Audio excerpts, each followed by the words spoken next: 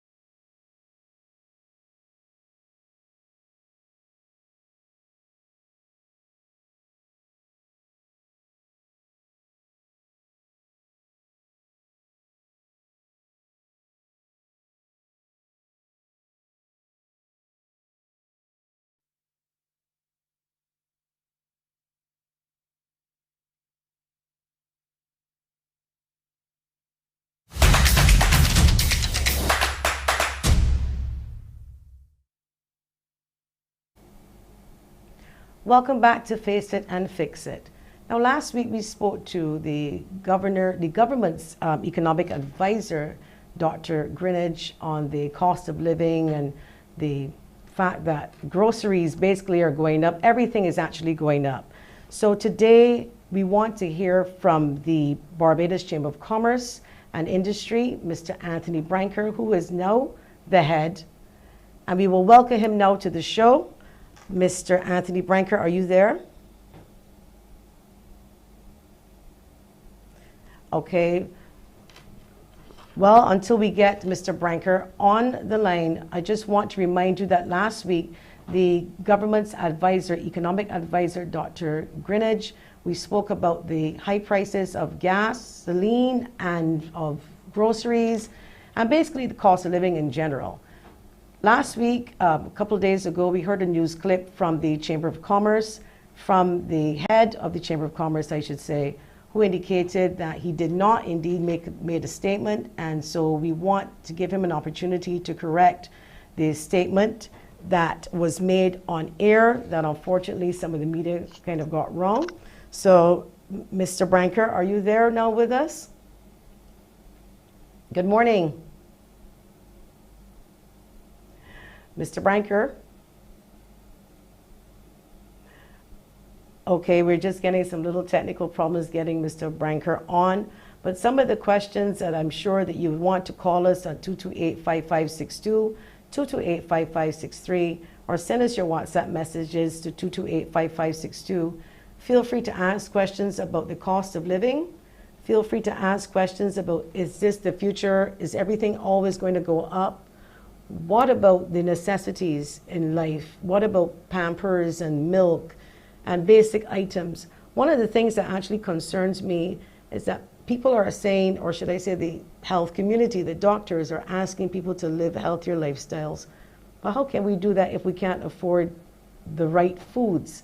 And again, we complain about people having diabetes, but that's another topic for another day. We have Mr. Anthony Branker on the line. Hi, good morning, Joyanne. Good morning, Mr. Branker. We do apologize for the little delay of the technical problems. Yeah. Can you hear us clear? My apologies. Yes, I can hear you clearly. Good, good, good. Well, congratulations on your new position. I understand you took up from Mrs. Stannis, and you're now the new head. Yes.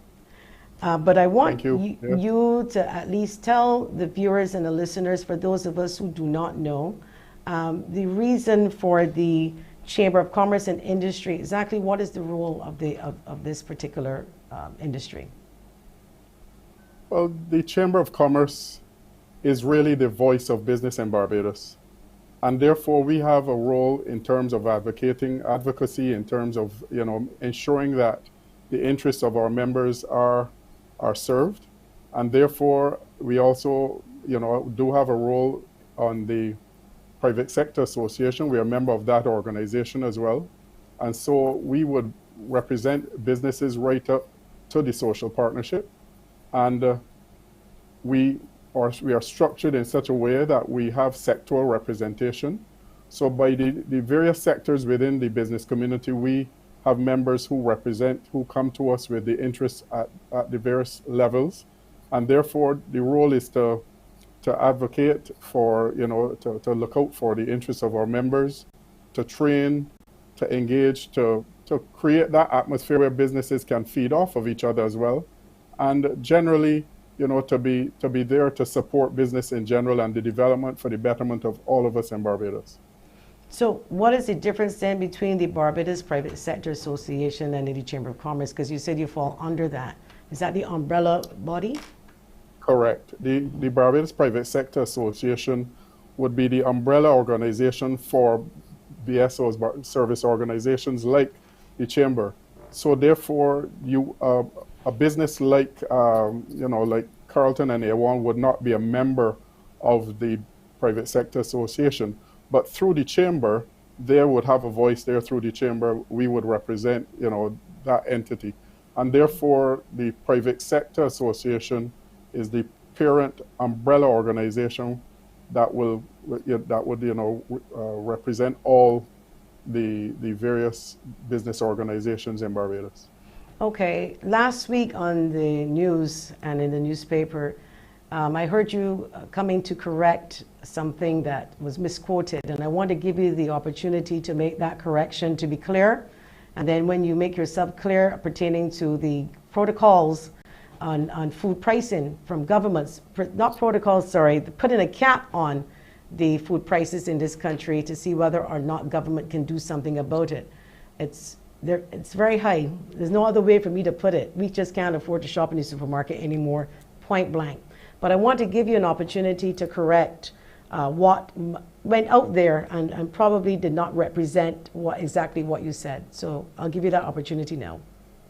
Thank you, Joyanne. The information that was suggested in the article, anyone reading it would take away from it that in representing the Chamber, that I was saying that we were supporting the statement made by the Prime Minister that she is not taken price controls off of her options just yet. And certainly the members of the Chamber are not of the view that price controls at this time would really be the right step to take at this time.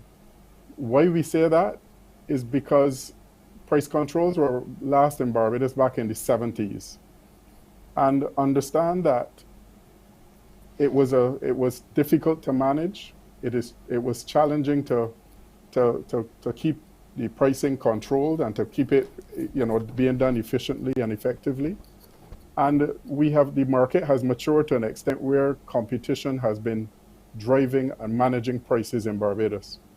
Additionally, what would happen if price controls are put in place if there is a business who right now imports a product to make a 15 or 20% margin on it, and there is a cap at 5%? Do understand that a business who cannot survive at 5% will not bring that product. So you can have a situation where you have out of stocks of various products because it makes no sense trying to or bringing a product to make a loss on it for the sake of just keeping a supply to the market. So there are vagaries around price control that has to be, discussed. I'm not sure what model maybe, the Prime Minister may be thinking of. I do look forward to the opportunity to have that discussion with her. But certainly the way that price controls were put in place before can lead to significant issues on the market itself. And therefore, that is why we're not in support of this at this time. Okay, so how do we know the difference between when we talk about price gouging? People normally would see it in a crisis. But even without a crisis, people are complaining about price gouging. So if there's no cap on it, and we understand what you're saying about putting up 5% and people can't get the goods off and so on and so forth. But then the consumers know, you go one place and you find something for $10. You go somewhere else and then it's $25. Now the argument is, well, then go there and support that organization, support that business. But if I live in St. Lucie and I can't get to a certain supermarket in Christchurch by the roundabout, then how am I going to benefit? I may be forced to go to somewhere closer. So there's price gouging going on in the country, or is it that the markets, the external markets, are driving the price up? I mean, I don't know if I put you in a spot to say, no. Is there Joy, price gouging going on? I don't think Barbadians know what is meant by price gouging. Okay. I think to begin with, price gouging, to my mind, is where there's a deliberate attempt to increase the profit on a product beyond which is reasonable. And as I said, we will at the Chamber cannot vouch for every single enterprise in Barbados. But certainly the membership and the mature membership of the Chamber, we take the stance that we've taken the stance already at the start of the COVID pandemic. We've taken the stance as businesses that we would not have increased our markups on a range of products. And certainly, I think what persons describe as price gouging is where there are instances where persons buy badly, where persons have, and mind you, one supermarket, one retailer, one distributor may have a similar product selling at X price, whereas another person has it at Y price. And the average consumer will say, well, that has to be price gouging, something has gone wrong there. There's so many vagaries that could have impacted that why the Y product is higher, that persons don't, the everyday person may not understand. Take, for example, face masks in Barbados. We had a situation where when the pandemic started, face masks were selling, from a distributor at maybe, let's say, about $50 a box, which would work out to $1 per mask. But persons who would have bought product onto the island in the early stages of this pandemic would have had prices around $1 a mask. But 6 months into the pandemic, persons were buying masks now at 50 cents a mask or even lower. Imagine what the person who still had inventory at $1 a mask would be thinking, or persons going to that establishment would be thinking, oh, this person, is price gouging. There's so many things that affect the price of a product, the freight on the product, if there's storage charges involved, if there are demurrage charges involved. There are so many things that can affect the price of a product. We have a comment here on Facebook. Persons need to learn how to food swap. For example, replace high brand cereals like cornflakes with cheaper options like oats. That's what this person is saying. There are some ways and means that consumers can try their best to manage. But let me be clear. Expensive food, I'm not saying that you can't afford vegetables, but even though I understand that yam is now or was $13 a pound, and I would like to check that out, and that's local. So if it is that people are asking us to eat healthy, and we can't afford to eat healthy, and then we end up with diabetes, if you understand what I'm saying, it's very difficult. But there's it's another the truth. option. But there's another option. Why can't we cooperatively shop? Why can't you and your family come together, and rather than this, you said that you may not be closer to the supermarket which has the product cheaper, but you can maybe come together and determine that, look, let us come together, and rather than buy a single unit, buy a case. Well, then you drive in then people then to do the bulk shopping in the That's an option. in the areas that provide that. But here's the thing: people talk about boycotting supermarkets if need be, and certain shops if need be, and you can do that. But then because there are a lot of necessities, etc., we can't do that. But we will be back after the break, and we want to talk more about our options as consumers. We'll be back. Okay.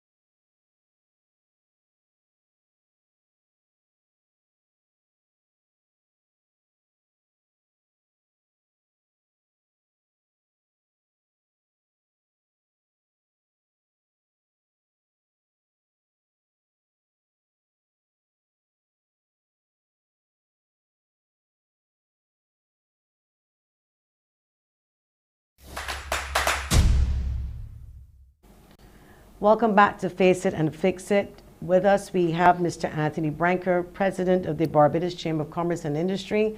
And before the break, we actually wanted to know what can the Chamber do as a group, because your role is to look after businesses, not necessarily the consumer.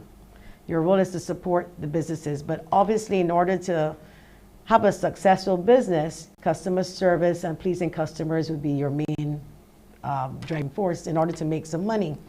So if we are hurting, and a lot of us we are, is there anything you wanted to share with us, or you can share with us, that you're considering at the Chamber as a way of easing the consumer? Some suggestions. I mean, you talked about the Prime Minister.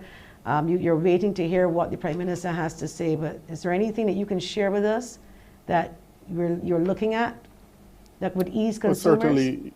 Yes, certainly. I think one of the things that needs to happen is consumer education.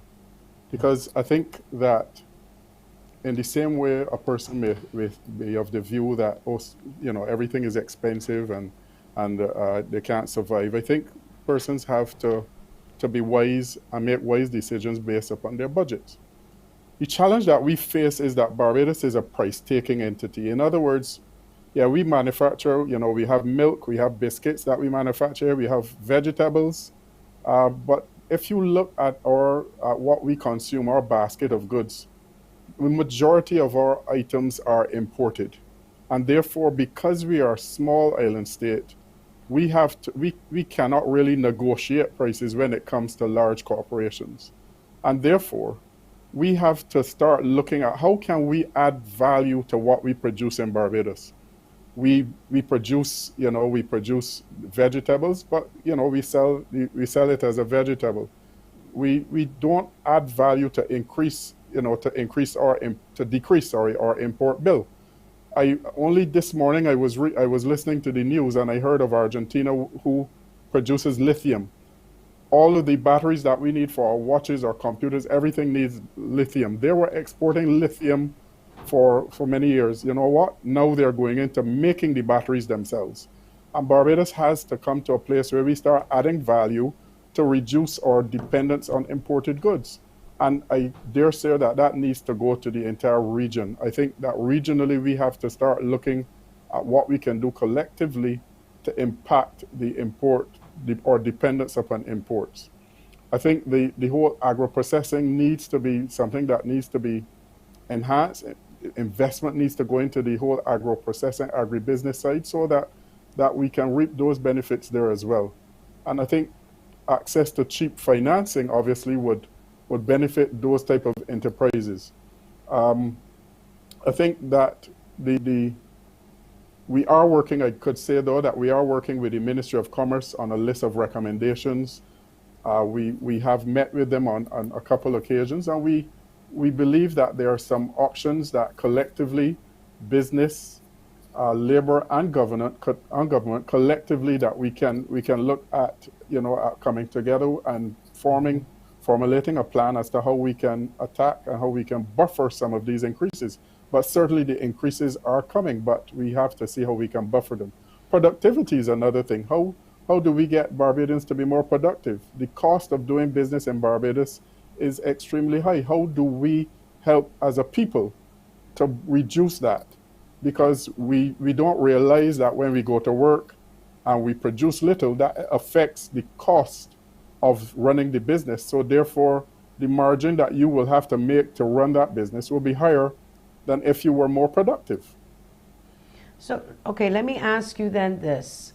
The port and the taxes of the import taxes for basic items and goods, is that something that we can look at? Because I've heard a lot of business people complaining about the taxes at the port. So when they buy something for $1 and by the time they pay the taxes and then have to put up a markup, to the consumer is now like $100. Is that something that is something that we have had discussions with the Ministry of Commerce on. The challenge is that we may not be able to touch the rate of the duty. But there is a proposal before the Ministry of Commerce that I wouldn't want to go into now, that we have proposed to see if we could take a basket of goods and look at that basket of goods to say, look, the average Barbadian consumes and uses these products. How can we get them to the consumer at a more attractive price? So I would want to wait on the ministry before I make that public, but we do have some recommendations as it relates to what the duties and at the port. The thing about the basket of goods, maybe this is not for you to answer, but as a group and part of the social partnership, the things that people choose to put in a basket of goods sometimes is a little insulting, because it feels as if we're poor, this is what we can give you without the VAT. But it's true. If I want to know some glucerma for my mom to help her lower her diabetes, I can get that, So, but then you're gonna put a little bit of rice at me, but you may not give me brown rice, which is better. You're gonna send rice. You can tell me toilet paper, soap that I can bathe, and basic things, but never anything that makes you feel good as a poor person that you could get a better meal. And I find that is something that I put out there to advocate for. The basket of goods can't just be, and then you certainly don't want the tin of corned beef in it too, because then that is salt and, again, unhealthy stuff that we kind of put in the basket. Not all, so I'm not saying everything. We talk about fruit, but imported fruit, very expensive. But then we have to look at farming local fruit. I see some people trying to grow strawberries now and grapes. Yes. They're not as sweet. But as you said, it's a lot of education, but it's a process. But right now, there are people without jobs. There are people who have families to feed. And even if it's just something done for a short period, and I mean this with all due respect to businesses that have money, would it be so bad, even for a short period till we get through the crisis, to say, let us lower our prices? We may not make the biggest profit in the world, but at least we will keep people fed, keep people employed. This has nothing to do with outside taxes. This is just business people in this country getting together and deciding, look, we have a lot of money. We know that we might have to take a small hit for the next 6 months, but we're going to do this. We're going to lower prices so that Barbadians can pull through the next 6 months of this crisis. Is that something that can be considered? Believe you me, I think, again, the perception is that when a product is imported, that the importers are making the greater percentage of the markup or the margin on an item rather than the duties. I think Barbadians need to be educated that if a product is, let's say, something as basic as a bar of soap, if a bar of soap which pays 20% duty at the port to customs, by the time you put on a 20% duty onto that item and you pay VAT on that item, the person or the entity that makes the most on that item is not the importer, nor is it the supermarket. Mm-hmm. And therefore, my appeal is that we have a collaborative effort. Rather than saying businesses take a hit for 6 months, why don't we collaboratively come and look at what are all of the factors impacting the price of this product? If we do that, I'm sure that collectively, collaboratively, we can come up with a way that will make the product more attractive. But it is not, and I stress the point, that it is not a single entity. It is not only business, because I dare say, and I repeat myself deliberately, there are several products. The importer makes far less, and the retailer makes far less than what is made in terms of what it makes far less in terms of that item, the cost of that item to the consumer, than what is levied in terms of duties and taxes. Okay, I just want to move on to another subject pertaining to businesses and the fact that we curfew now, we would see it lifted on June 30th. And we've heard several businesses crying out that they took a big hit, and obviously it impacted their bottom line and workers, etc. Can you afford to take another hit should things go in a different way over the next couple of weeks? What would your take be on that as the new person coming in as it relates to curfews and closing down businesses early?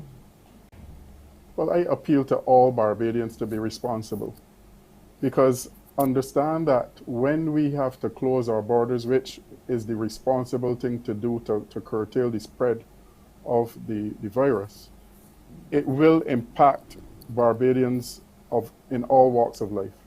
And therefore, I appeal to Barbadians to not lower their guard, to accept the protocols, abide by the protocols, because certainly the business community has been through quite a bit. And therefore, if we were to ever backpedal and go backwards on this, to eliminate the gains that we have had, it would be it would be very detrimental to businesses in Barbados, because a number of businesses are on the borderline, really.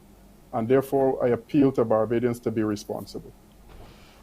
Someone is asking me, but this is on my WhatsApp, whether or not the Chamber of Commerce, they have a small business, and can they be a part of the Chamber of Commerce and Industry, or is it for the big boys, so to speak? No, the majority of members of the Chamber of Commerce are small business.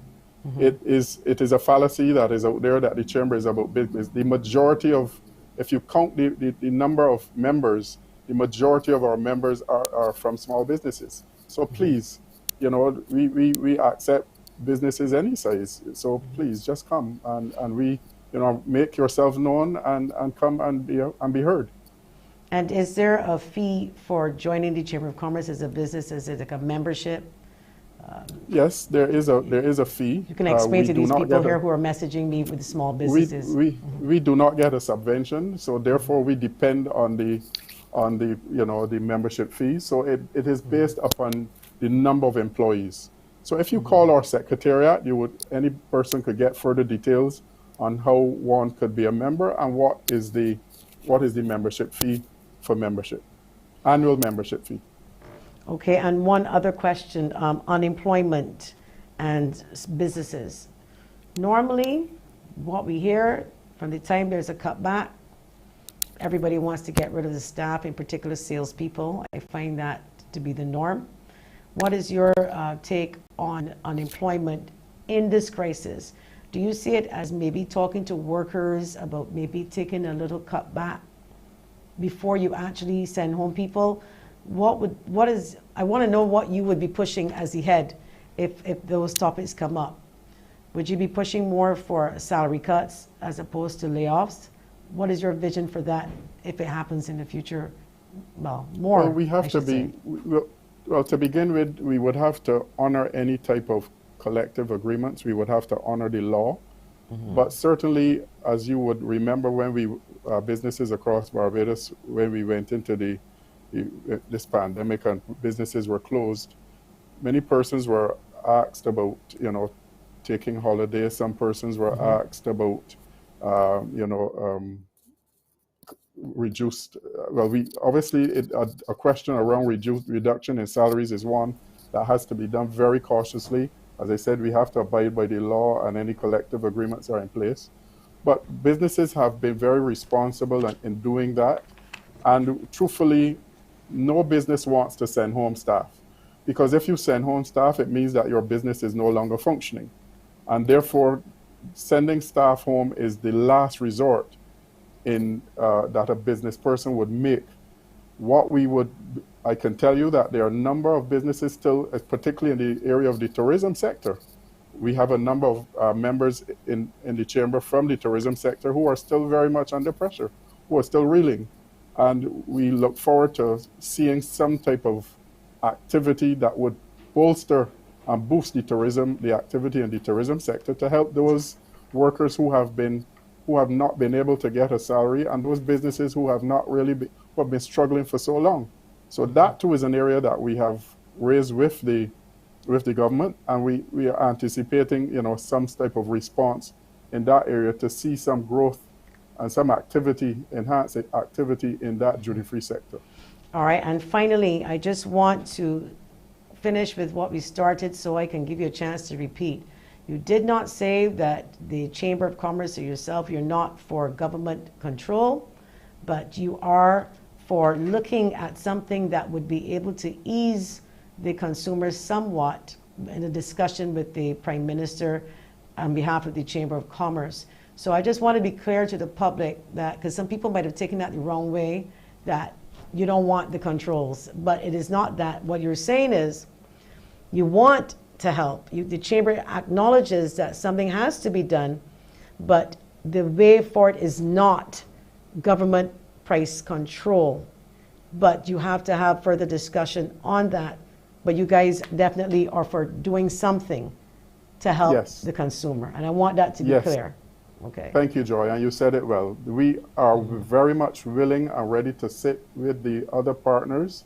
I did say labor, I did say government, the social partnership, the other service organizations collectively, to look at this frontally, to say, listen, what is impacting the price? We know that external factors are affecting our pricing, but what can we do at the local level? And the Chamber is fully ready and willing to be part of that process. Perfect, perfect. Well, we look forward to that. We certainly look forward to you helping us, because a lot of us are hurting right now. So whatever can be done to assist would be greatly appreciated. We'll be back after the break. Thank you so much, Mr. Anthony Branco. Thank you. Okay. Thank you. Bye-bye.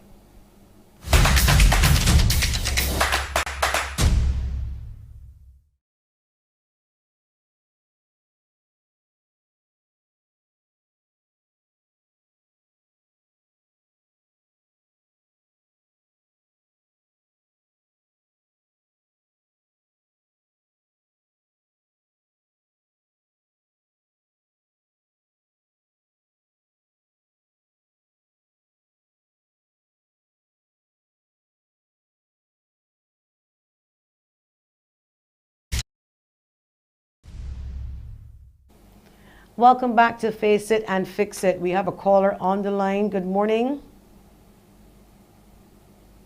Hello, good morning. Good morning.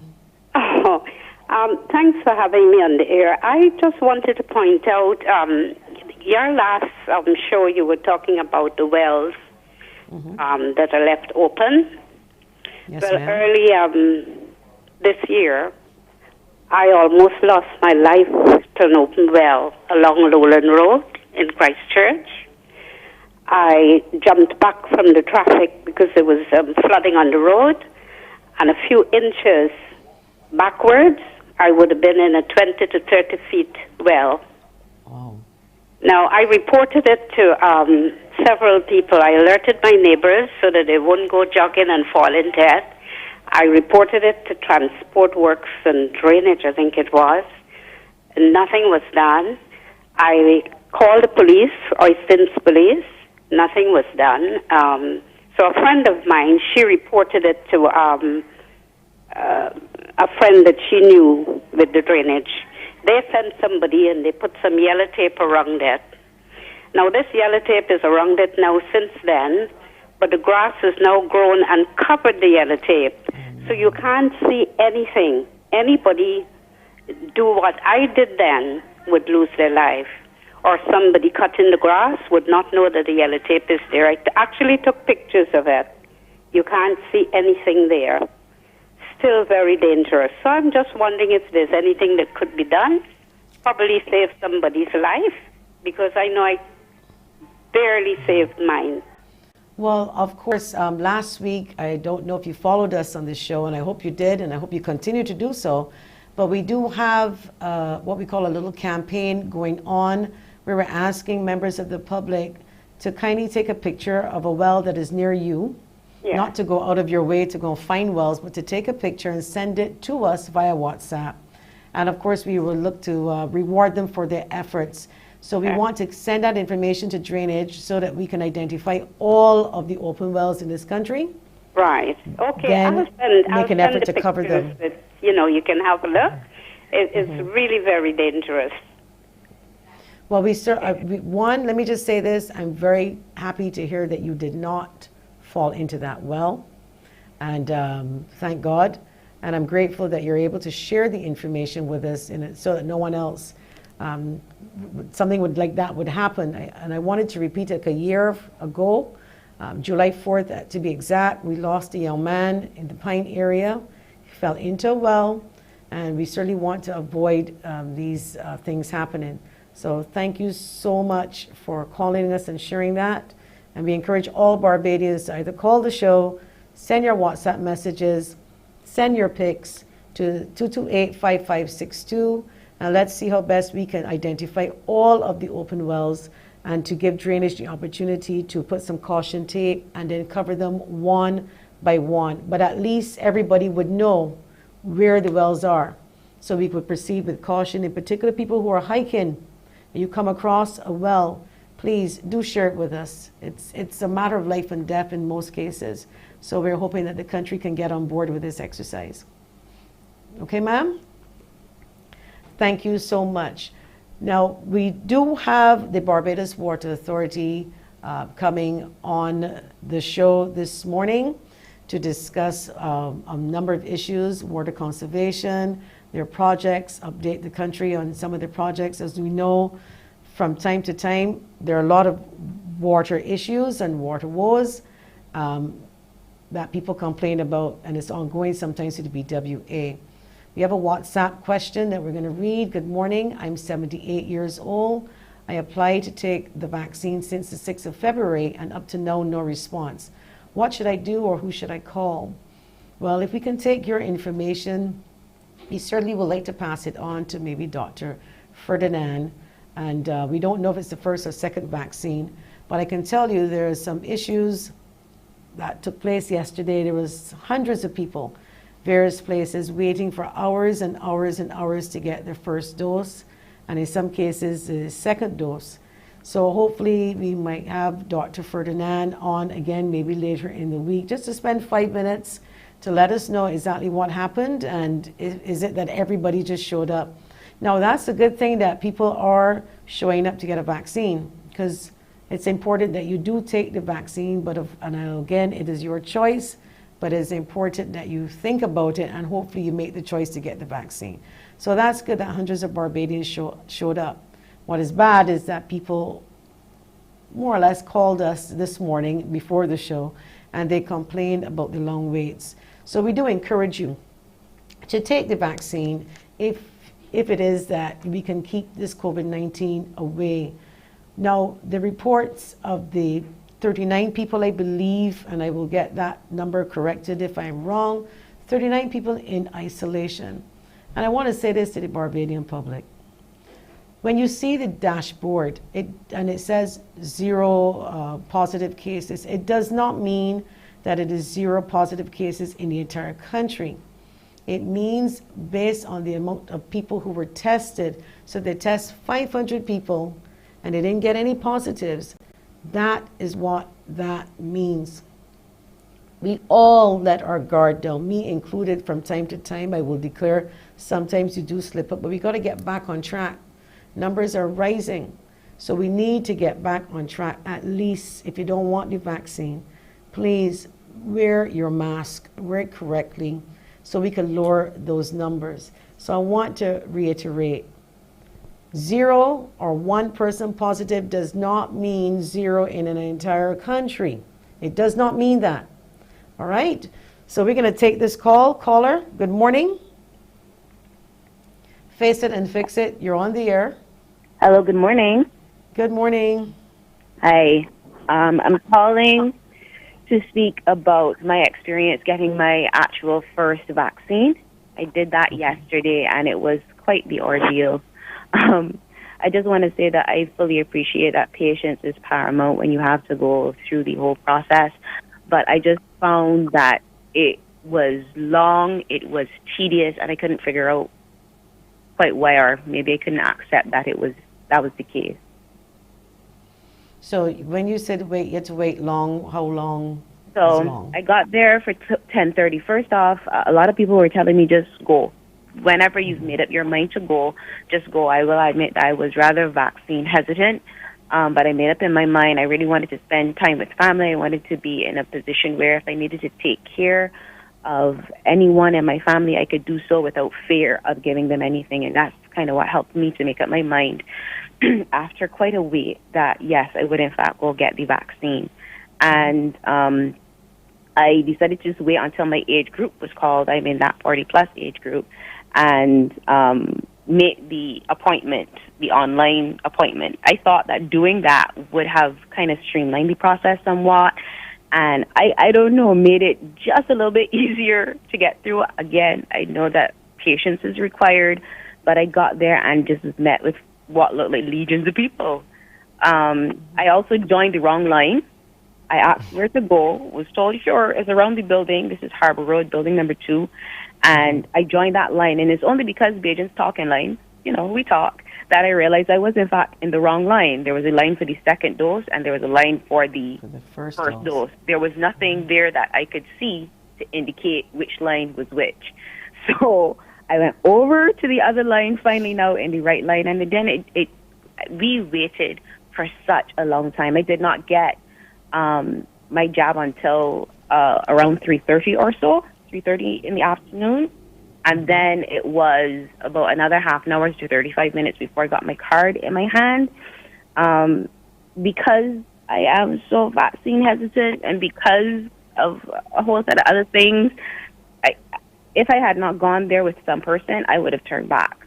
I would have been fed up and frustrated and been like, nope, this is not for me, and let me go. And again, while I understand that patience is required, you run the risk of really turning off a lot of people and making it almost impossible for people to get the vaccine. For people who are hesitant like you. Mm-hmm. Like you were. I didn't I was have saying to, that you were hesitant. I was off that day, but if you had to work, that's a whole day that you were there in a line trying to do the right thing. So they really need to look at that. And then it didn't help that when I got into the space where the workers were, I could hear the workers expressing frustration. Why are they sending so many people down here? There's too many people down here. I can hear workers expressing frustration. that does not help the process. So were Turn people in those off. lines, were they like 3 feet apart at least, or everybody was jumbled up together, Right. which defeats So the whole it- purpose of... Yeah, outside of the building, people try to maintain distance. I could see that effort. But as we got into the building then, that's when it got a little bit closer. That's when people are now frustrated. Like whole sets of people just started to sit on the floor. I walked with a stool, so I was kind of started. But other Okay. people started to sit on the floor. They Floor. were frustrated and mad. Well, at least, thank God, you actually made up your mind that you got the vaccine. And that's the first step. And hopefully the next time around for the second dose, that it will be a better experience for you. But good for you for taking taking that step to waiting and getting this vaccine. Thank you so much for your call. Coming up, Barbados Water Authority and Marketing Officer Yvette Harris-Griffith on the show to respond to some issues, in particular the video that we saw last week with the big burst in My Lord's Hill.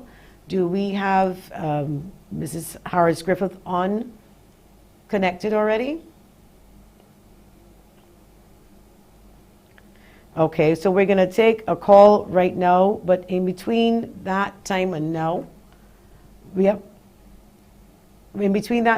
some of the questions that the Barbados Water Authority will normally get, as everybody knows, is the fact that the country's water scarce and there are a lot of water outages from time to time in specific areas. We're going to touch on that when Mrs. Harris-Griffith comes on the line. There's a question here from WhatsApp. Good morning. I have a question for Bra. I received my income tax refund for the years 2017 and 19, but have not received 2018. Yet this year I had to pay, which I did. Can someone tell me how come I can get 2019 refund and not 2018? Good question. And my response to that is that we will get the communications person or a representative from BRA on the show over the next couple of weeks. You're going to see many entities on the show. I want to publicly thank the Barbados Light and Power for reaching out to us this morning, the communications director there, communications manager, for reaching out to us to participate in our program when need be. Good morning, caller. Face it and fix it. You're on the air. Good morning. Good morning. Yeah, I'm calling on the water behalf. Now, back here at HO Terrace, we use it to get water every day. But then they give us a cutback. They tell us on TV that we would only get it then, like on Tuesdays, Thursdays, Saturdays, and Sundays. But no, tell the gospel truth, we don't get it much at all now. Every morning you get up, night, you don't get the water. So it's like we just try to collect water, like to cook with and whatever. But when This is it comes to Etchell where? Pardon? Give me the address again. HO Terrace. Etchell Terrace. Right. And like when you want your clothes washed now, the water coming so low you can't put it in the machine. Because That's St. Thomas, machines that ma'am? come up. Hello? Etchell in St. Thomas? Yes, HO Okay, Terrace. just want to be clear. Yes, okay. And like Go ahead. the water does be so low you can't put it in the machine. And you know, like you get about 5 o'clock then, so again put on the machine at 5. It would come on at 5. Okay, we get it. You will get not rushing or nothing, so low, but you can still try to feed it in. And then about 5:30, then it start going on low. You gotta turn off the machine. And that time your clothes and wash. All like now, I got clothes in my machine there and wash. I had to turn it off because we ain't getting the power up in here. And they used to say we'll give me like Tuesdays, Thursdays, Saturdays, and Sundays. Got to cut off 2 days. We appreciate that. But no, we ain't getting none at all. The people in my back here, they live up top, and this time they don't get the water. Some woman had to bring water for them to use, and it's so horrible, it's terrible. So how long have you been having this problem, or how long, I should say, they told you about the changing the days, having Tuesdays, Thursdays? How long ago they presented that plan? I can't really call to mind the length of the time, but it was like I don't know if my husband could bring it up, but it was a good time that they told us that. But we were the burning with it. That's the truth. But no, it ain't coming at all. Everybody You know, but people like, they're just grinning and they say nothing. The tanker will come around. But when the tanker come around, that one we get like for flushing and for washing areas and things. But it ain't, we can't get it to go in the machine, right? And it's like, oh boy, you know, you just pick in. Right now, my clothing machine, I had to pull out the plug because the water gone off. And we need at least. And it could it could mash up the washing machine too as well. Yes, and these new machines that come got a foolish cycle now. This Whirlpool, but they mean like the old time Whirlpool that you could think these just broke and box. You just think that falling out or something, but that's where it is.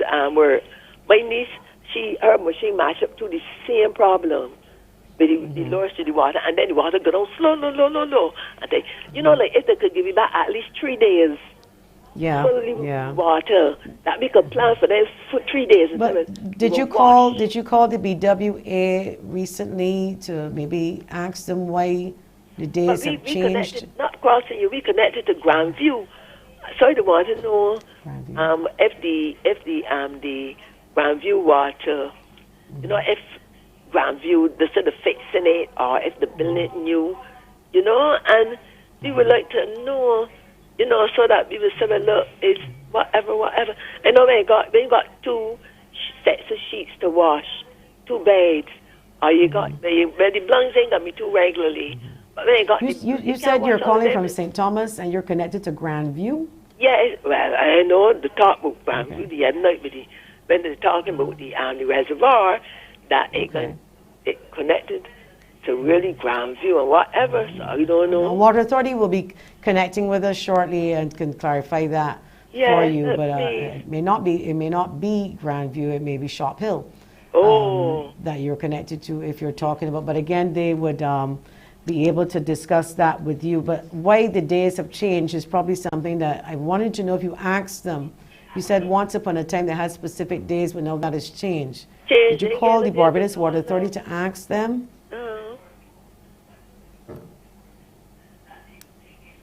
You can hear me? Yes, please. Sorry, I didn't hear you. Did you call them to ask them about the days changing? No. But you see, whenever I call, the lady at the water, she just tell me to have issues with burst pipe and things. So I don't get no further than that. So I tell them, well, I know they got burst pipes. I agree that some problem will come down. But you don't get no water. And like what you're saying is the washing of the clothes.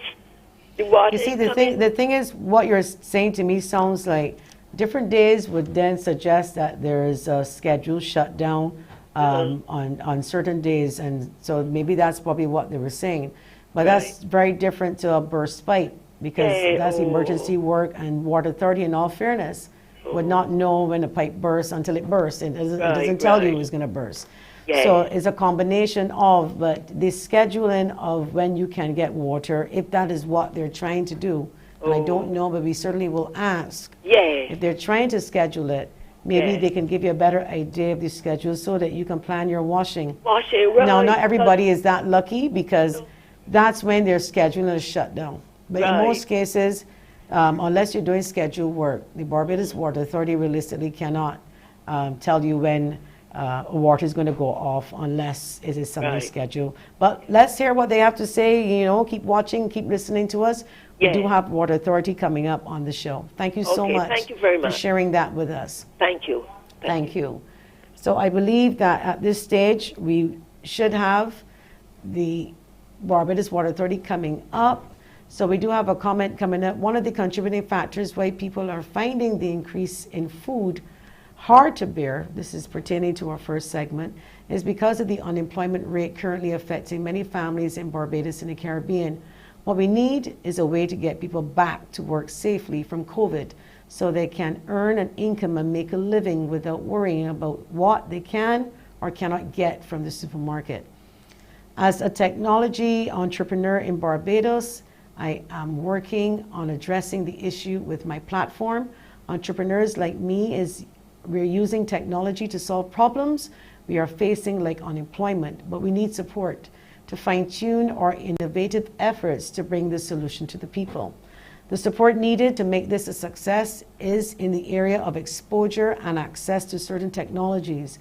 We also need the participation of local, regional, and international businesses to outsource work to our Caribbean freelancers to make this a great success. And that is a comment coming from a person in the public. When we come back, the Barbados Water Authority will join us. We'll be back.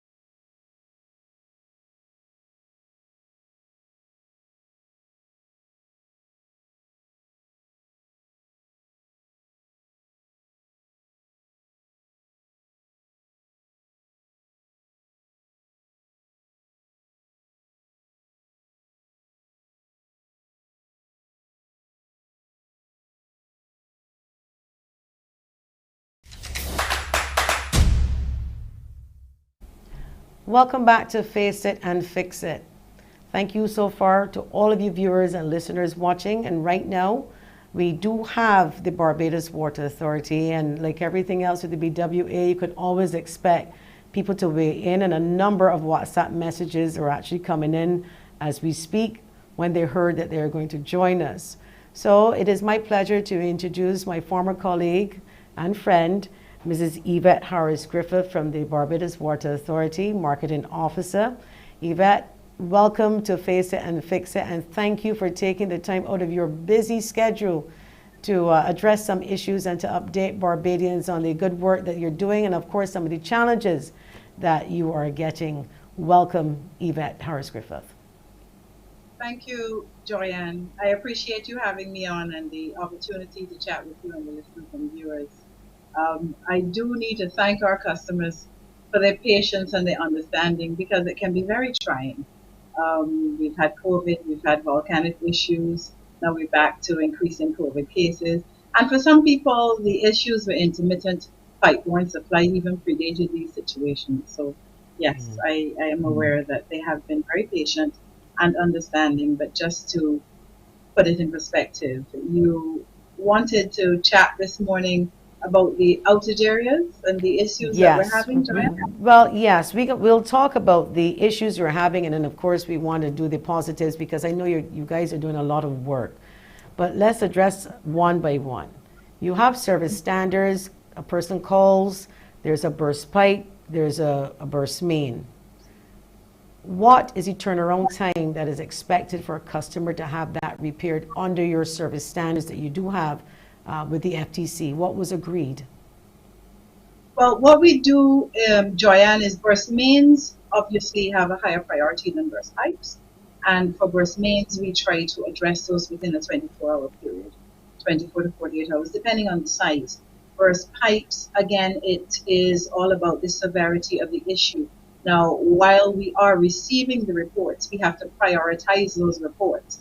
And recently, we've had quite an increased number of burst pipe reports coming into the authority. So specific to reports that we're not repairing in a timely manner, I can say that our crews are trying their best to address all reported issues. But for sure, the number of bursts has increased significantly in recent times.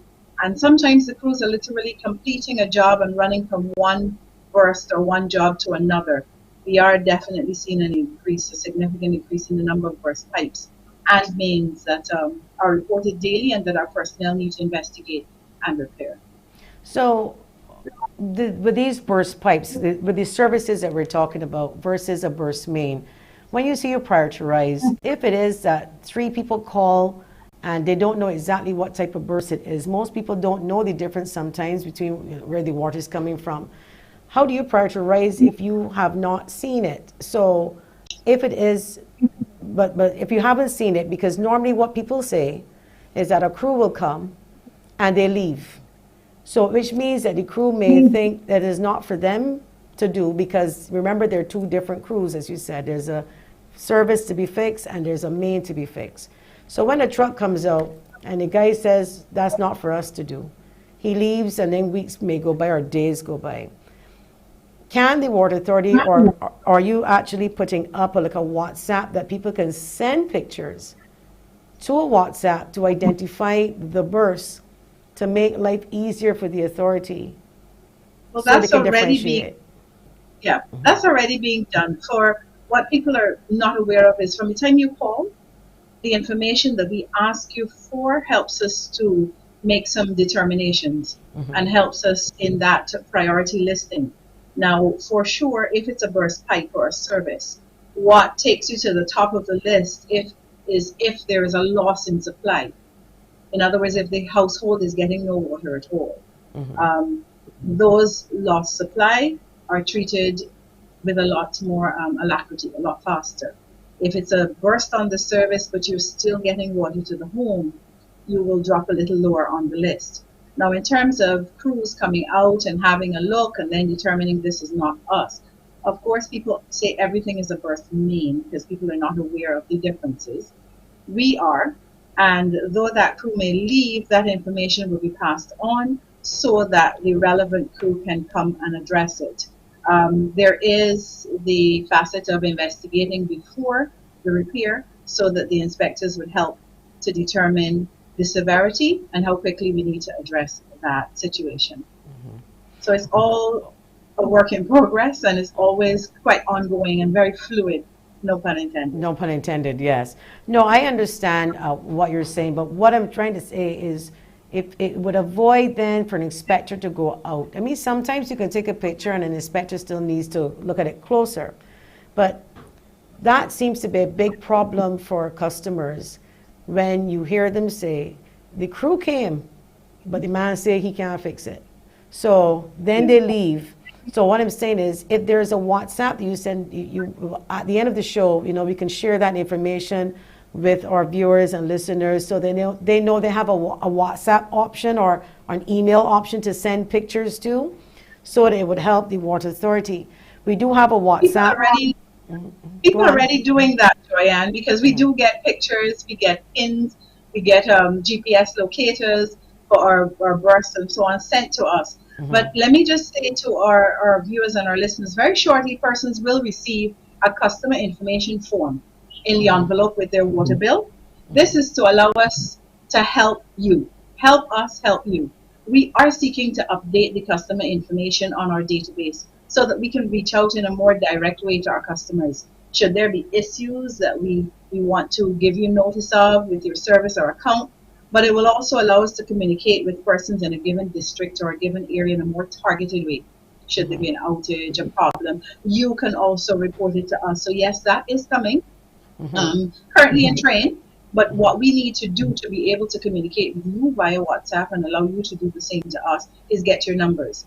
People change cell numbers and so on. So we just want to make sure that our customer information database is up to date so that we can roll that program forward. Many people are now using the various social media platforms, as you would have intimated too. So perhaps, yes, we can send a WhatsApp message to persons living in a particular district that we are aware of is going to be impacted by a water issue, to apprise them of the situation as quickly as possible. Because what we're trying to do is what would be ideal for our customers and what will work for the authorities. So people can look out for the forms and return them, or contact the BWA and update your information as soon as you can, and it will help us to help you a lot better. All right, so stick a pin there. We have a WhatsApp message here saying, good morning.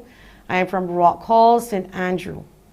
We've been without water from last Tuesday morning. So today is Monday. This is last Tuesday. So that's a good few days. Are you aware of the outage, and can you share with the good people of St. Andrew and Rock Hall what's the problem?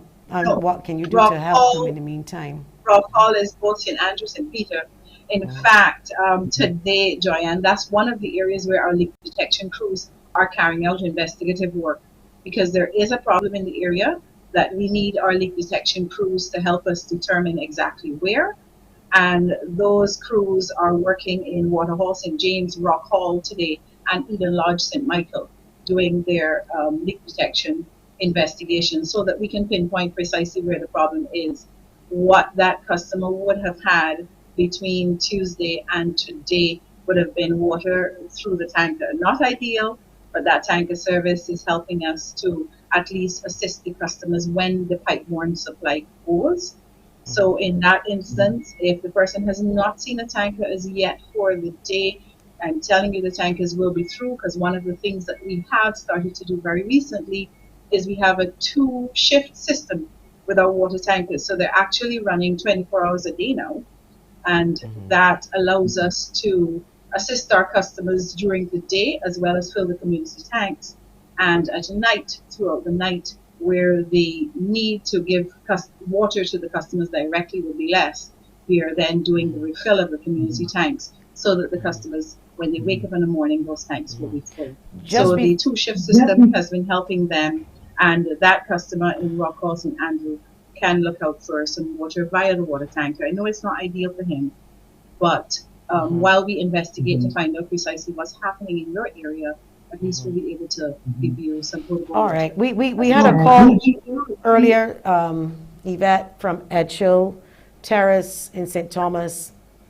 Lady can't wash her clothes because, there's no water. She said she's getting her water from Grandview, but I don't think that might have been correct, but you can also correct that.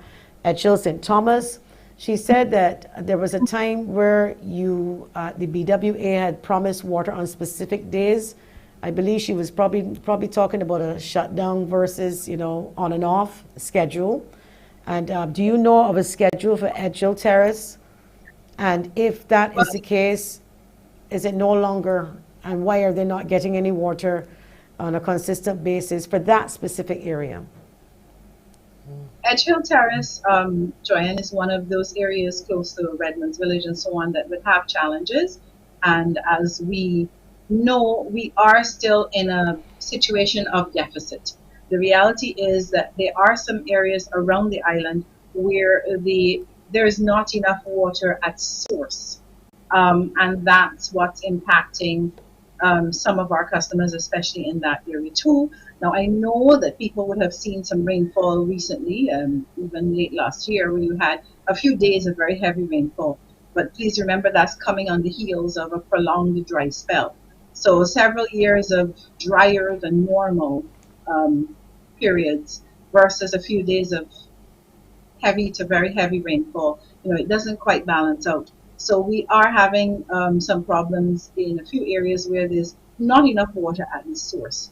And that's one of those areas. So while we complete all the discussions for the various initiatives that are coming on stream to help increase the water supply to those areas, and some of them involve additional reservoirs or tanks that we are building, some of the solutions would include significant mains replacement and so on. While that is happening, we will continue to assist those customers. They can be assured, whether it's via community tank or water tanker, but Edgehill is one of those areas because of the elevation issues that once we're having challenges at source, they would suffer in terms of their pipeline supply. Okay, so what can I expect then as a customer who's out of water and being serviced by a tanker? First of all, how many trucks do you have now to service the island, and how many more may be coming? And More coming. Well, hold on a second. I got a problem with my left shoulder. So if my water go off and I can't lift my bucket, somebody can help me? That's the question. Okay. We always do our best to help. You're aware of that, Joyanne, and I'm sure a lot of our customers will attest to that. Our guys, our crews in the field will always do their best to help you, even if that means they have to assist getting that water into your home for you. We have about 14 tankers that are currently on the road. We have a number, you would have heard the minister speak to this, a number that are coming into the fleet of the Water Authority as we speak. Some are actually being commissioned, and by the end of the month into next month, those numbers will swell and grow. But we're using the tankers that we have, as I mentioned earlier, on a 24-hour basis. So whatever the number of our fleet, the number of tankers in our fleet, we're going to make it work for the areas that are out. The more tankers we have, the faster we would be able to assist the various areas around the island. But we're doing the best we can with whatever number we have now. And please know that number, yes, is increasing by day now. By day. Because we got 5 new ones last week, and there are additional ones coming on stream. About 2 weeks ago, there was a video circulating from the area of Boscobel. There was a lady who decided that she was going to take a video, and God bless her because she had a good distance to walk. She was walking from her house and showing everybody the distance from her house in Boscobel all the way to the community tank. Now that may be okay for some people who walk in with an empty bucket to a tank, but when you got to go to a tank and 3 and 4 times, there's only 1 or maybe 2 buckets you can hold. Water gets very heavy. So what is the Barbados Water Authority doing for the people of Boscobel if they've increased the community tanks in that area? And maybe again, when you said that the guys try to do what they can do to help, maybe the trucks then can help, lift some buckets of water for the people and things like that. That particular video and the lady in the video, yes, we have visited her and spoken with her and so on, but that's a unique situation in that from the get-go, although it would be perfect for some persons, it is not ideal that we place a community tank close to everyone's home. That's just not the reality of it. You would have also noted in the video that there were several other conditional issues around that lady's home. One of them is the access to her home, which is a challenge. The other is, and if you had looked at it carefully, you'd see a lot of undulating land around her. The place where that community tank is the best location in her immediate vicinity that the Water Authority could have placed a community tank. What we did do is in that location, we increased the size of that community tank. That is why the lady would have spoken to another tank that was there that was no longer in use. We actually had changed the size and the tank. The one tank was decommissioned, that was a 1,000 gallon tank. And we have replaced it with a 2,000 gallon tank to assist persons in the area. So we doubled the amount of water that we put. But the ability for the authority to place a community tank closer to her home so that she didn't have to walk that far, that was not an option that we had. But isn't that unfortunate though, really, for the customer? In all honesty, we understand, anybody in the public understands that there's water issues and we won't be able to supply. But that video was not about putting more water in the tank or putting 2 tanks. It was about the distance. So if it is that there are people who live in areas that are off-road and they can't get to the tank, so when you go and you fill up the tank, do you also do flat loading, door to door?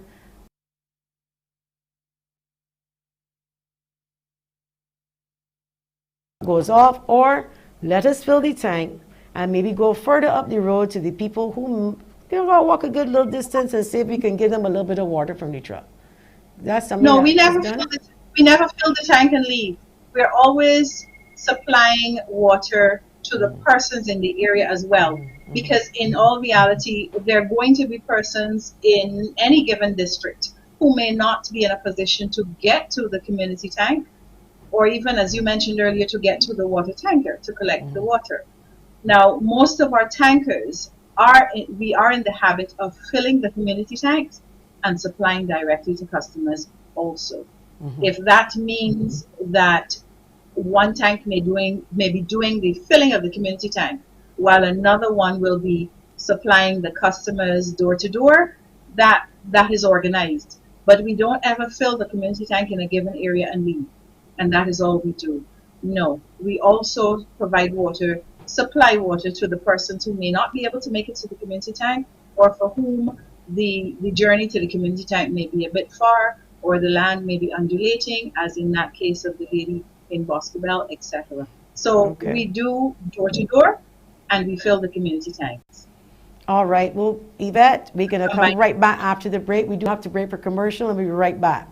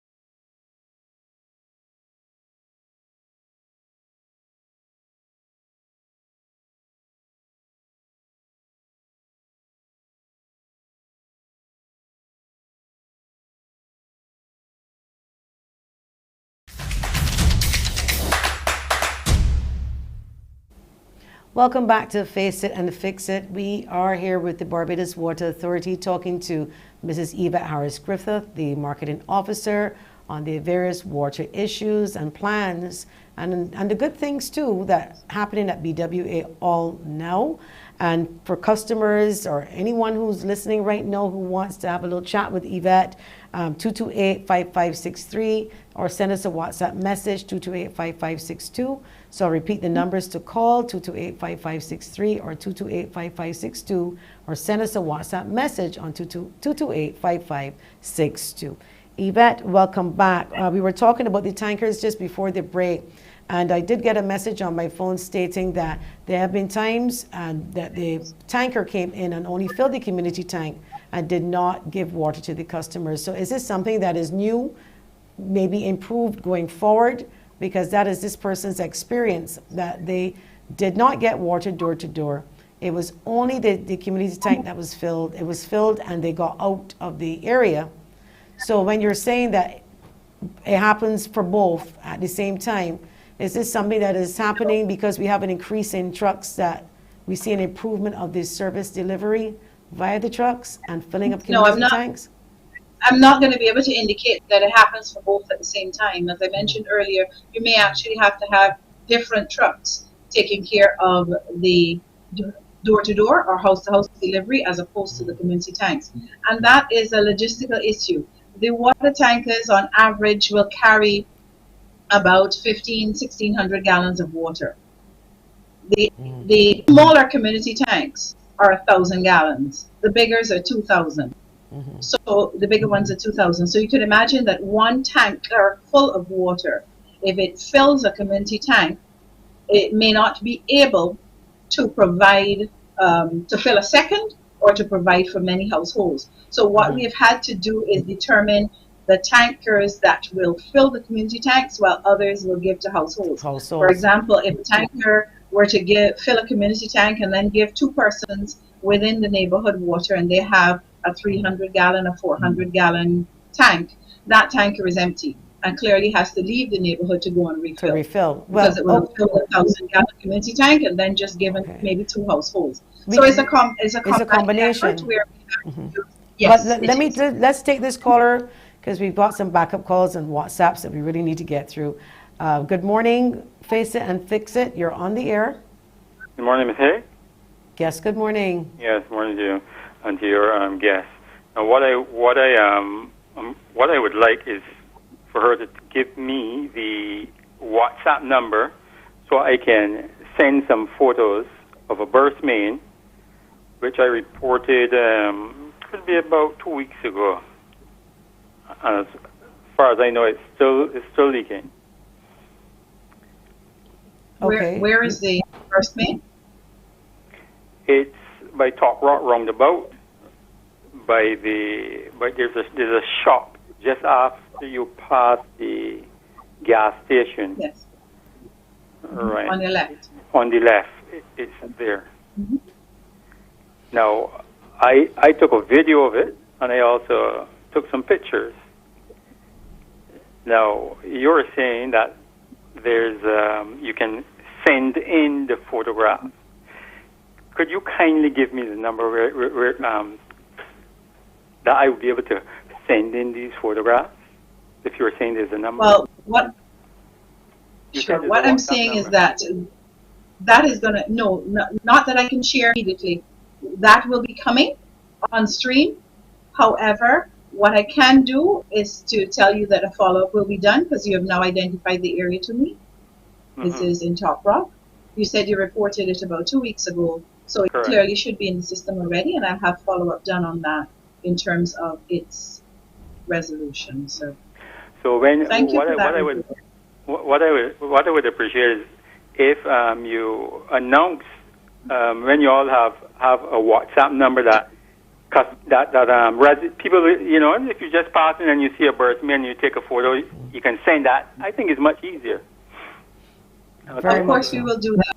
Okay. You are correct, and what you will have the opportunity to do as well by downloading an app is you will be able to just report that, Mhm. and the GPS location will get to us immediately. So we Okay. will not have to search to find that particular burst. Yeah. So, but can you tell us, Yvette, then how soon you can have that WhatsApp number? Because, well, I thought the same thing the caller thought, that there was a number, because I said we would talk about it at the end of the show. So if there is no But I'm number now, not in a position to tell you how soon, but what Okay. I will commit on is as soon as everything is in place in terms of the app and the number and so on, it will be shared very widely, and I will ensure that you are made aware of on your program that you can share with the listeners and viewers as well. okay, so in the meantime, what can customers do to send in the information? If you can repeat that. There are numbers to call, there's an email address. Tell us They what can it is that continue they to can do. call us on 434-4292, 434-4292, or they can email customer care at bwa.gov.bb, customer care at bwa.gov.bb. And for those customers who have access to email, they're free to send photos in via email. Is that not correct? They are, and that is what they currently do. That is why I said we are already receiving GPS locations, emails, videos, pictures, etc. They can feel free to do that. Of course, you can also like or follow BWA's Facebook page and submit your concerns that way as well. We have a WhatsApper here asking you to kindly reinforce the purpose of the community tank. Some people take it upon themselves to wash wares at the tank, and that's not good at all. Take this opportunity to hit it home. Please remember the community tanks are just like our water tank is, a temporary supply to assist persons who may have challenges or issues with their pipeline supply. However, the community tanks are for the community, so we need to be mindful how we use them. They need to be sanitary, so nothing to do with personal sanitary behavior should be done at the community tanks, such as car washing or washing of your dishes or your laundry. The community tanks are there for the community. You can collect water and take back to your home for those purposes. But please be mindful that others need to use the community tanks as well. They need to be assured that they are collecting clean water in a sanitary area. Okay, so let's move on to another ticklish topic, and that is the subject of bills. Persons in St. Joseph, St. Andrew, St. Thomas, parts of St. Lucie, St. John, parts of even St. Philip, closest to St. John, have complained over for a long period of time that there's no water on a consistent basis. Yet they're receiving some big bills. Now the authorities' position, I understand when you guys have communicated it, that it will be dealt with on a case-by-case basis if a person felt that their bill was not in keeping with their usage or service. Is that something that is happening at the BWA? Can I come into the BWA and say my bill is $300, but I've had water for only 3 days? Is there something you can do for me as the customer in terms of a rebate or Well, case by the case? issue of yes, the issue of discussing your bill or your account situation with the authority is a personal one. So of course you can reach out to the authority, whether you call or you come in to discuss the individual issue. Case by case basis would be the authorities looking at your situation, because everybody's situation is different. And so it wouldn't be possible for me to speak to or for us to do a carte blanche, decision on what happens there. Now, you have mentioned rebates as well, and I presume those are areas where they would have had some water challenges, and therefore they are either disputing the bill altogether or the amount of the bill. Those are being looked at because there are some areas around the island where we would be aware that they would have had ongoing water challenges. It may not mean that they did not get any water, but they did not consistent supply on a 24-hour basis. But again, the rebate situation would have to be looked at holistically by persons other than, and therefore that is a determination that would be made, a policy decision by the authority and communicated to the customer. But we will tell you that the system will pick up the challenges that we have. We have had some system challenges, and we do know that there are customers who are making claims for rebates. There are also some customers who have challenges with the high bills. But what I'm asking, have you had successful customers? On an individual basis. You've had some successful, or should I say on behalf of the customers, when you said you look at it on a case-by-case basis, and of course you can't, we don't know, it varies. But you're saying that persons can indeed get a rebate based on the case. A decision can be made for a rebate. An argument can be made for a rebate. Because when you say... That has always been, Joanne. So there are customers who have actually gotten back or credits or anything from the BWA as a result of not having water in this country? Yes, there are. Okay, Yes, there are. fantastic. So that drives me into the next point. We're going to read his WhatsApp, and then I can get to my next point, because it drives me in from the lack of water, the water shortage, to discolored water. We can talk about that. But this WhatsApp just came in. Good morning. There are burst mains in Baycroft Road, Carrington's Village, that we were reporting from April, and they're still running. Baycroft Road, so I guess you can take a note, Carrington's Village, that they've been reporting from April of this year, and they're still running. So I'm sure you can put a little note to that and get, things up and fixed with this one. No problem. But let us get into the... I do know, before we get off of that, I do know that there were some bursts in Carrington Village that were repaired recently.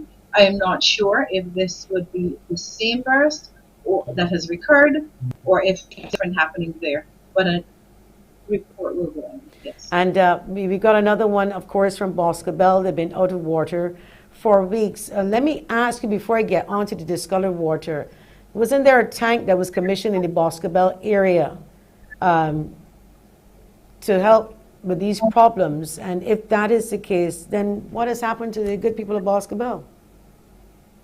There is actually in the Boscobel area, Joanne, and that's one of the things that I was speaking about earlier when I said that we are actually building new reservoirs and tanks, or upgrading some of them, refurbishing, not only in the north but across the island as well. So there's work ongoing at some 14 facilities, and about 10 of those have been completed and commissioned thus far.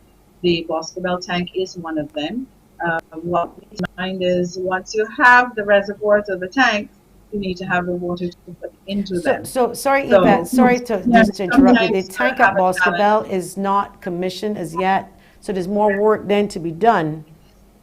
No, it is. It has been commissioned. It is, okay. The new tank at Boscobel has commissioned. Okay. Now there is work that is being done on the older tank, because the intention is for there to be two.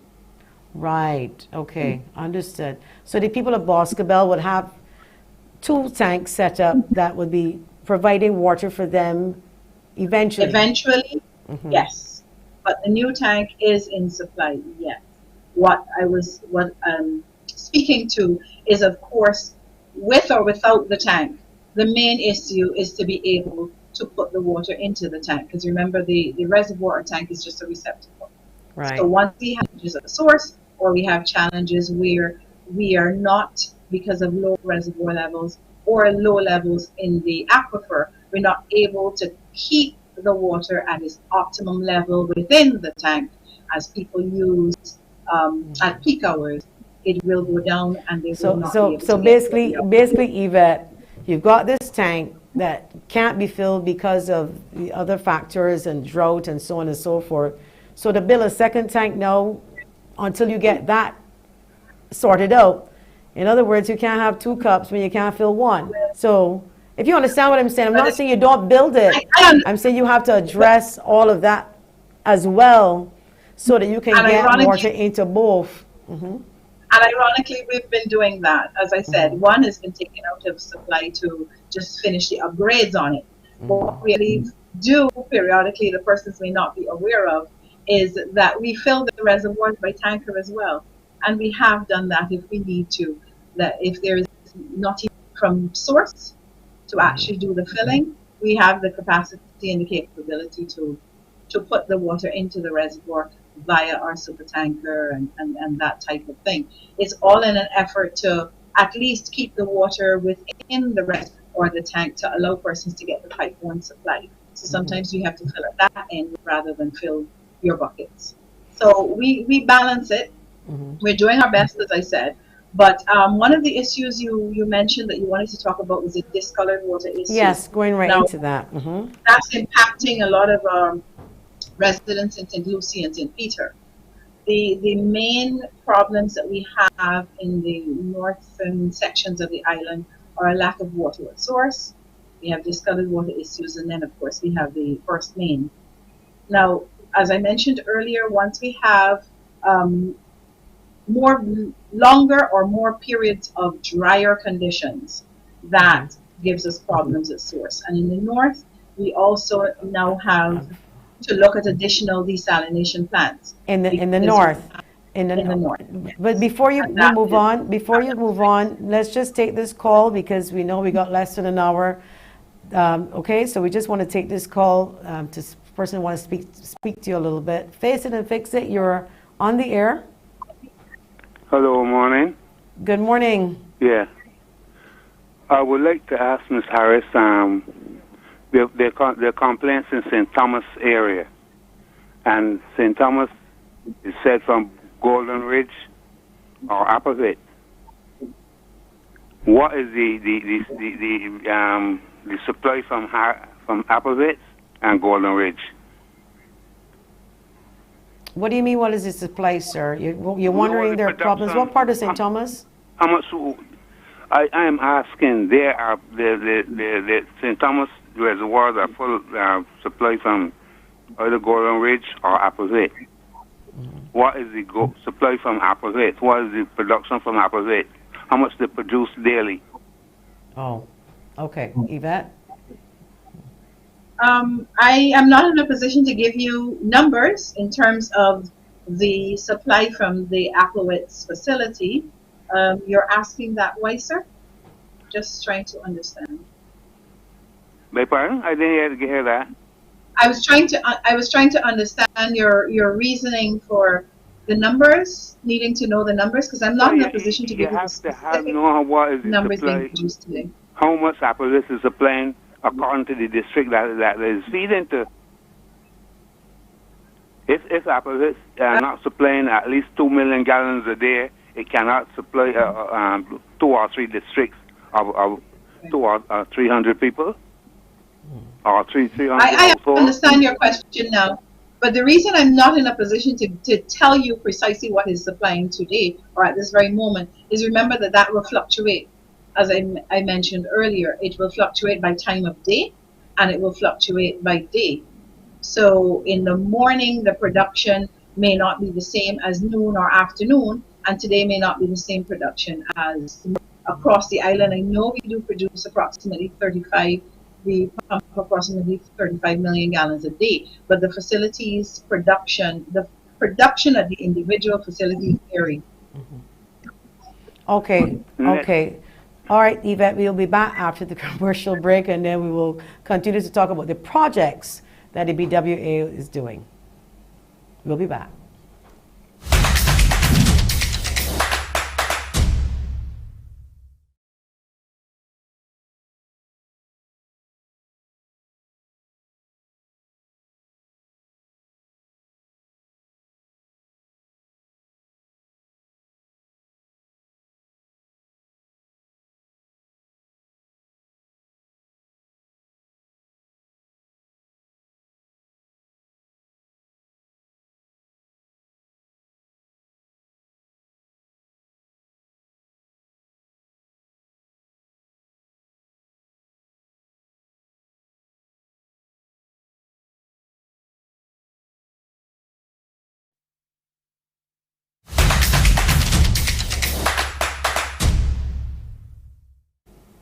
Welcome back to Face It and Fix It. We have with us the Barbados Water Authority, Mrs. Yvette Harris-Griffith, the marketing officer.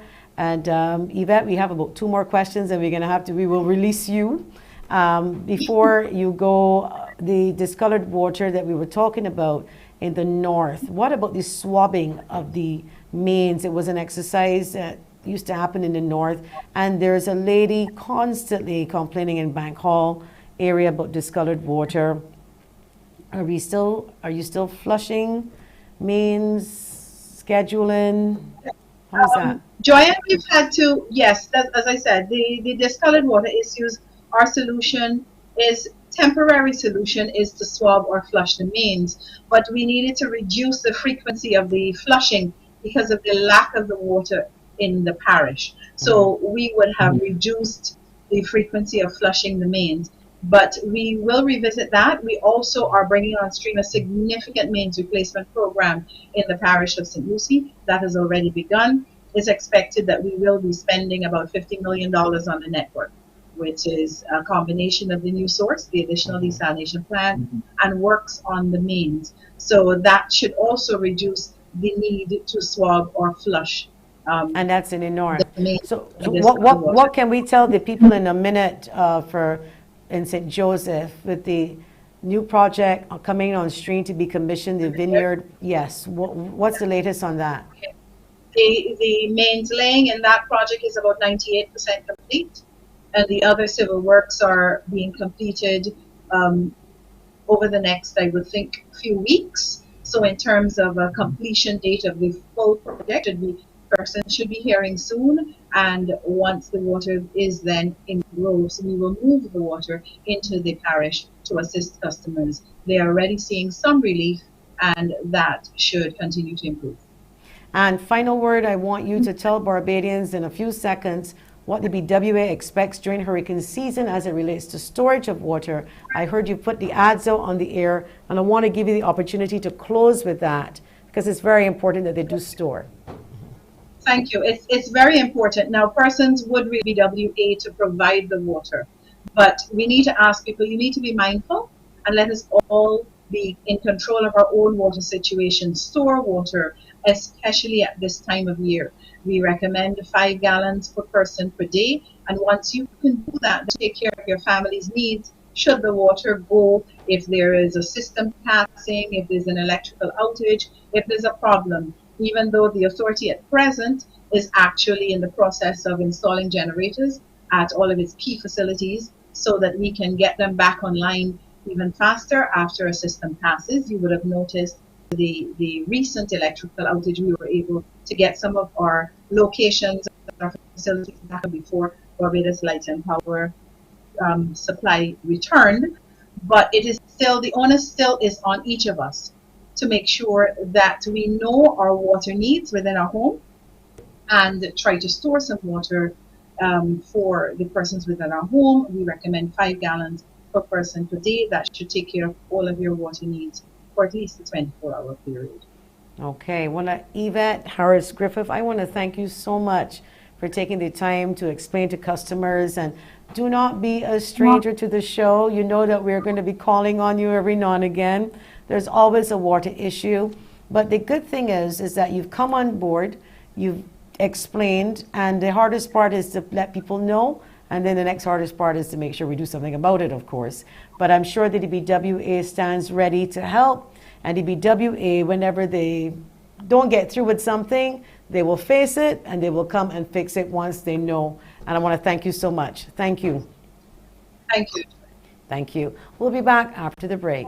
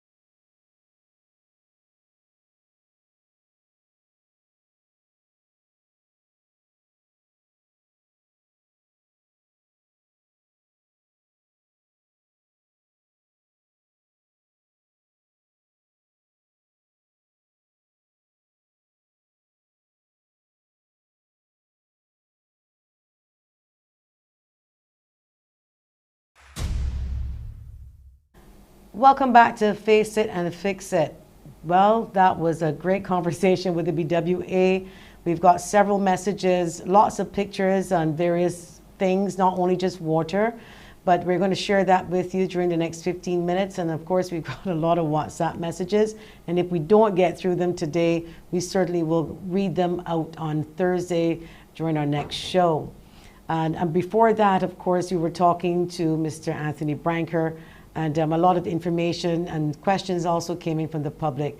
But we wanted to get Water Authority, give them a good hearing and give them their full 20 minutes so that they can explain to you. So we've got a number of WhatsApps that we're going to read to you shortly. And some images from the WhatsApps that are coming in. And we want to thank the public too for responding in that way to the WELL program that we announced. So the first image that we know have coming up is from the area of Lowlands. And this is an open well in the area of Lowlands. That picture came in. So we're going to share that with the ministry, the relevant ministry, I believe it's drainage. There's a picture of the well right there on your screen. You see now, when these wells are covered by bush, and again, like that lady who called earlier who said she stepped back, and if she didn't look, she could have fallen into it. So if you know of a well, please, this is excellent. I mean, this is excellent. This is the area of Boscobel now that we've just switched the image now to, is this a lot of bush? It needs to be debushed. This bush is now coming all into the road, all covering the pole. Not sure if it's a light and power pole or just cable, but I believe it's a combination of two. So that is the Boscobel area. It needs debushing. So the ministry responsible for debushing, which I believe is the Ministry of Environment and Beautification, the relevant agency under that, we will share that image with you. And again, with the WELL program, I want to repeat, we're asking you to share your photos of a well in your area. Do not go from St. Philip into St. Lucie looking for nobody well. That is not what we said.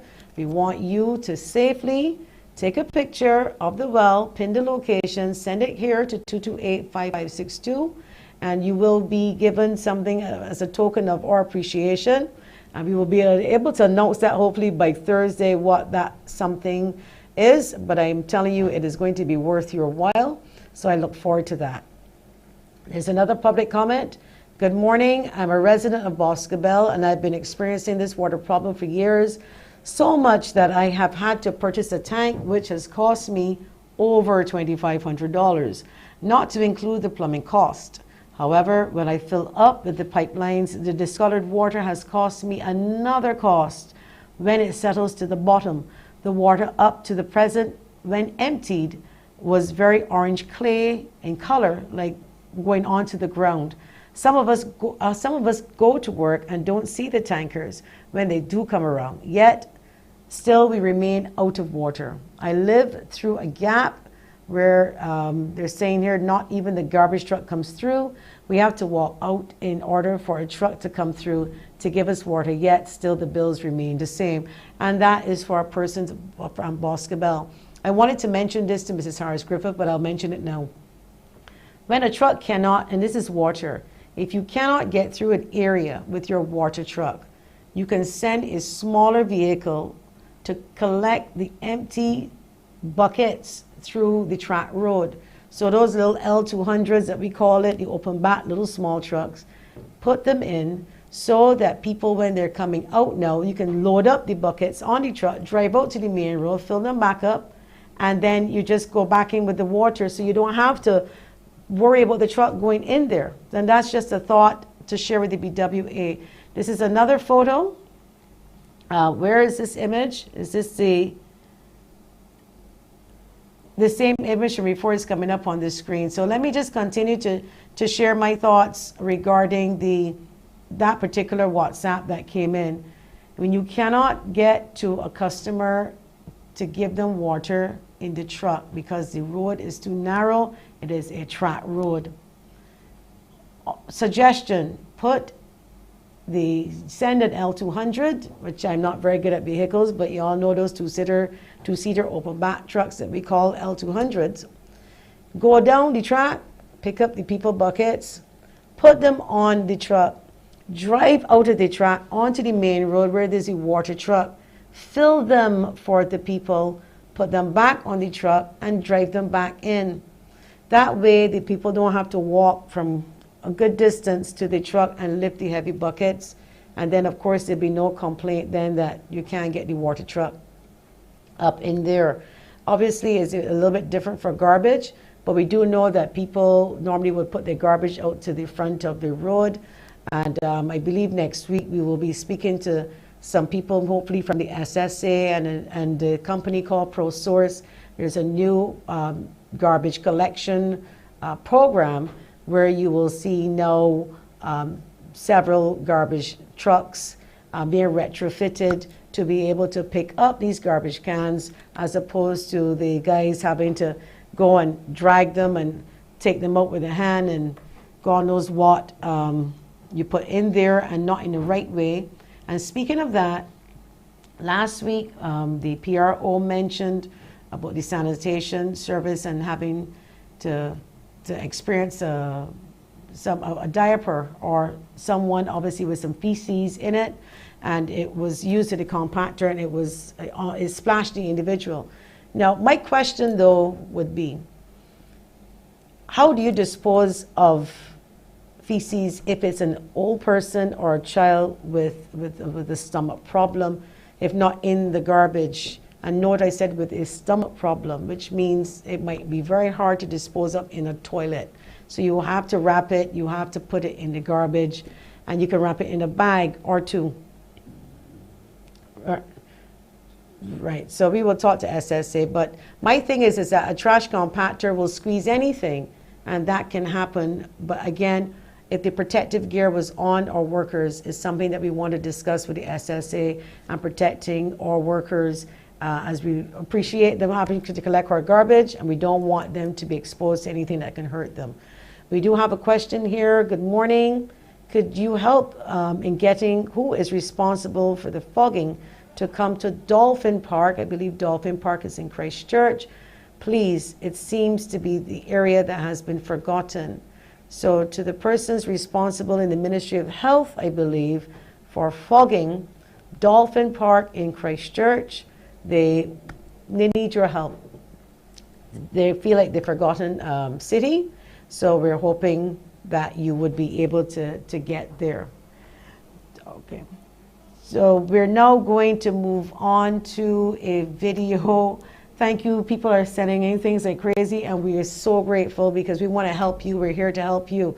This is a video of the burst pipe in Top Rock in Christchurch that has been running, I don't know for how long, but Water Authority, that is a lot of water in Top Rock. Okay, this is from the gentleman that called in earlier. Well, I know that shop, and that's easy to find. That's on when you come around the roundabout heading back down to the south coast. You're picking up right there next to the shop. And I know that shop, and I believe everybody in Barbados, we're familiar with the shop. It's easy to find, BWA. That came in from the caller who said that there's been a burst pipe for quite some time. If I recall, he said it was running for a little bit.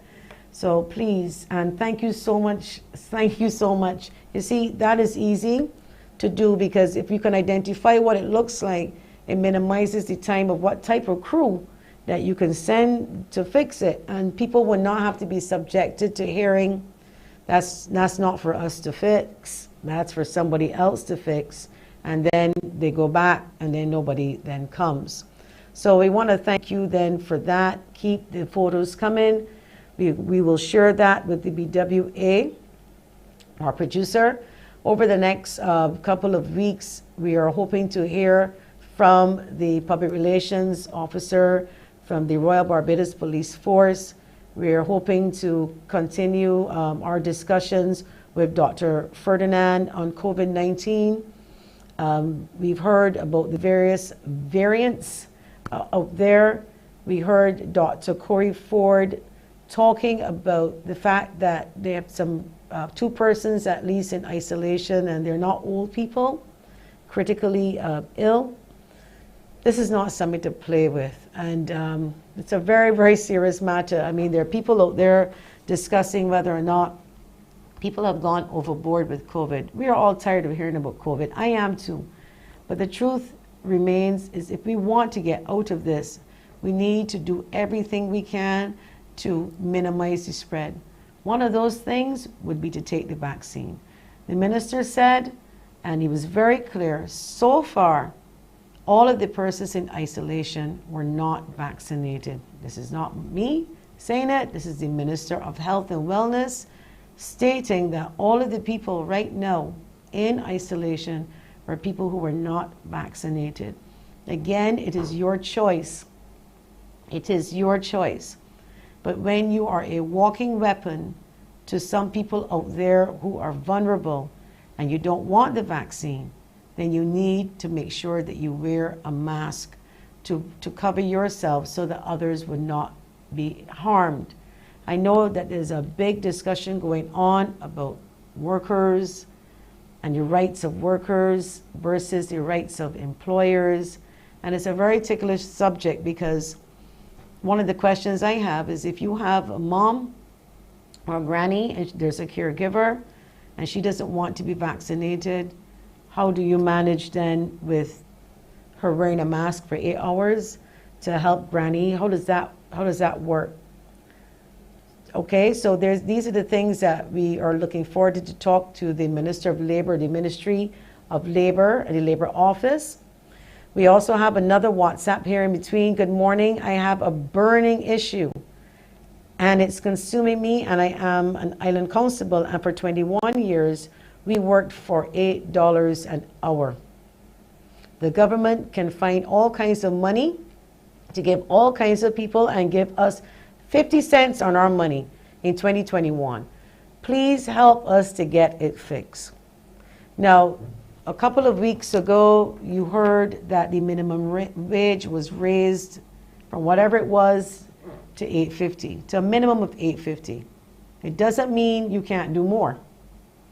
You can do more, but the minimum is $8.50. So I understand what that individual is saying, that you've gone from $8 to 50 cents, and even though maybe they might be grateful, it doesn't help them. So, but what I'm asking is the people know who are at the $8.50 already, who may be doing a little bit more than the people who weren't at the $8.50. would not cause a problem then for people saying, but he working for the same as me and I doing more. So even though it's a good thing that you've raised the minimum wage, and I believe that Barbadians should not fall below that because they need to live. What about the workers who actually are already at $8.50, thinking that they're doing a little bit more than the person who was not at $8.50?